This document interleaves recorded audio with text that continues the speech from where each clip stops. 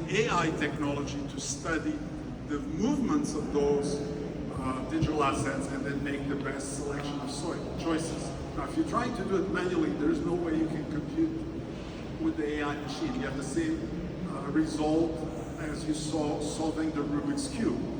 The AI machine can do much more permutations of calculations to determine which assets to trade and how to trade them. So you do things like arbitrage, which buys and sells them either within the same exchange or across exchanges.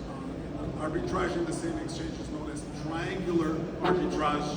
I'm not going to teach you here today what that is, but it allows you to use a series of assets to enable you to actually generate value using that trading.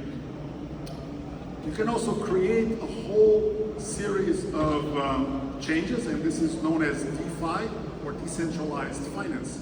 So it's no longer just having the digital assets, but having the smart contract code to actually provide a whole new value or set of financial functions. So people can offer things like digital loans, staking, and many others, and thus enable a whole new power of technology. But there's a downside. This is, I just want to always. So if you want to steal $1 billion, you need a very big truck because it actually weighs a lot of money. If you want to steal $1 billion value of Bitcoin, you don't need such a thing because it weighs the same amount of space as the digital signature of that. So it's point something of a gram. So lots of billions get hacked every year because the technology, although it's safe, many layers in between are not as safe. And one of the best examples to show you how safe and how unsafe is usually sometimes by a funny video. So let me show you that funny video.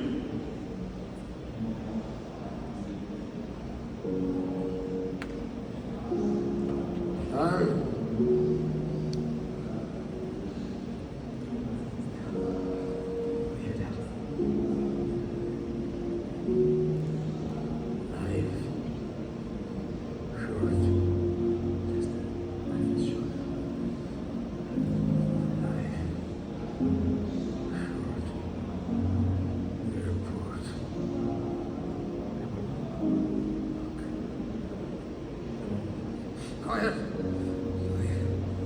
Short, tennis. Be writing this down.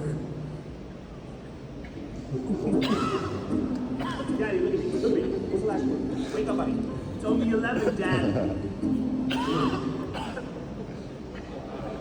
Wallets are actually protected by 12 famous keywords. So if you lose one of those words, it's enough to actually lose the entire contents of that wallet. It can be as little or as much as you can imagine.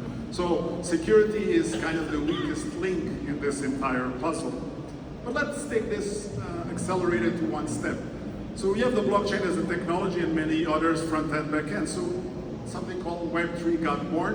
And Web3 really took what we have done over the years and actually digitize it, enable you to add a whole series of values by combining all of that under one umbrella.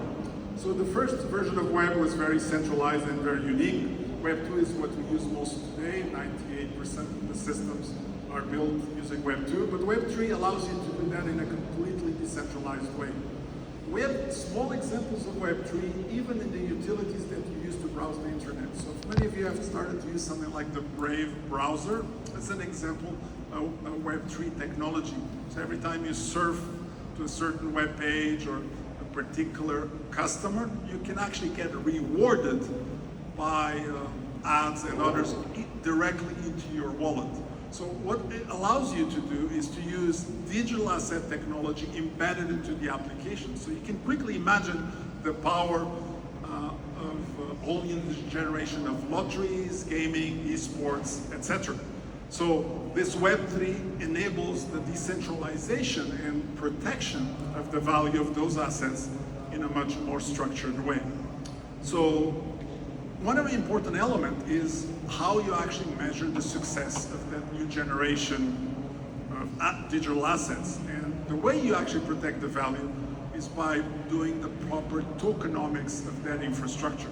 Most projects tend to fail as they analyze the assets that are associated with the various elements of the project. So if you have a good structure, a good financial structure to the project, then you have a much better way to measure the success and actually guarantee the success of that project. So there's a multitude of examples. Some of them have gone and come, others will remain. What I would like to highlight is don't fall to always use one specific technology, blockchain, Web3, or others. Today, if you want to be successful, you should actually focus on how to combine these technologies together to actually be successful, number one. Number two, the most important element is not the technology, is actually the users that you're actually servicing. In summarizing some of the elements that I covered during my presentation, I would like to highlight, if you want to generate value using Web3 and blockchain technology, there's a multitude of things you can do. The presentation is going to be shared with you through the SBC organizers in Web District, but primarily you can create your own blockchain, you can create Web3 payments approach, you can use smart contracts to optimize the delivery of those services in a much more effective way. You can generate mining power by powering the networks that enable the blockchain to actually exist. Focus on real world assets and many of those other examples. One other important element that is probably worth noticing here is what I call digital wallets.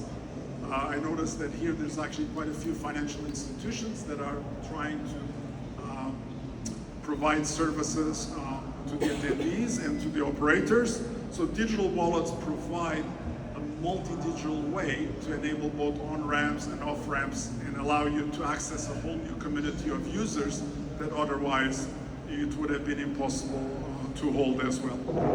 There's a whole new generation of capabilities. One is called DAO or DApps, which is having the applications themselves also reside and execute within the blockchain itself. But don't forget, security is a key element, so if you forget to do the proper audits and the proper protection, it will lead to problems much later on. You need to protect the privacy of your own users and to properly address the big data elements of your system.